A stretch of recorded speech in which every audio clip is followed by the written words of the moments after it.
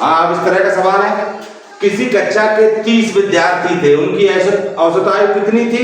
15।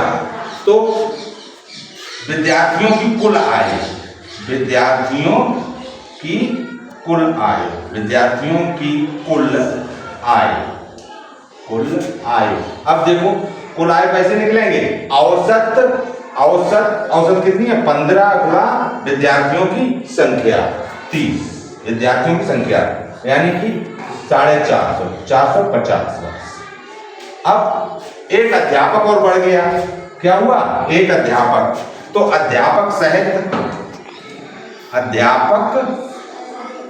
सहित आयु, अध्यापक सहित कुल आयु, कुल आयु। अब कह क्या रहा है, यही सवाल समझना है तुम्हें कि आदमी 15 तो 30 विद्यार्थी थे, तब औसत थी 15 और अध्यापक शामिल हो गया तो कितने हो गए? 31 और औसत में 1 वर्ष की बढ़त हो गई। कितने की हो गई? 1 वर्ष की। औसत हो गया 16।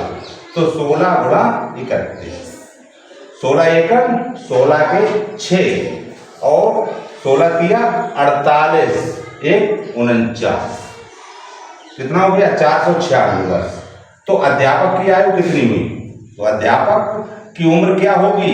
अध्यापक बराबर हो जाएगा, ये अध्यापक सहित है, ये खाली बच्चों की है, तो 496 माइनस 450 रह गई अध्यापक की 46 वर्ष।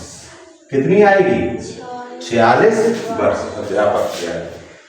अब अगला देखो सवाल, 4 संख्याओं का औसत 40 है, पहली 3 संख्याओं का योग 75 है, तो 4 संख्याओं का योग, 4 संख्याओं का योग, 4 संख्याओं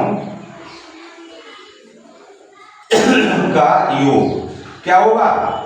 योग भाई जी औसत गुणा संख्याओं की संख्या, औसत कितना है? 40 और संख्याएं कितनी है? 4 यानी 160। अब वो कह रहा है 3 संख्याओं का योग 75 हो, तो चौथी कितनी होगी?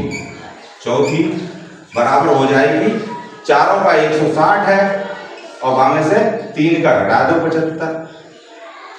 कितना घटा दे? 75। तो यहां से 10 गए, कितना बचा? 5 और यहाँ रह गए 15, 85 है। कितना है? 85। कितनी आएगी? 85। चौथी संख्या 85 होगी।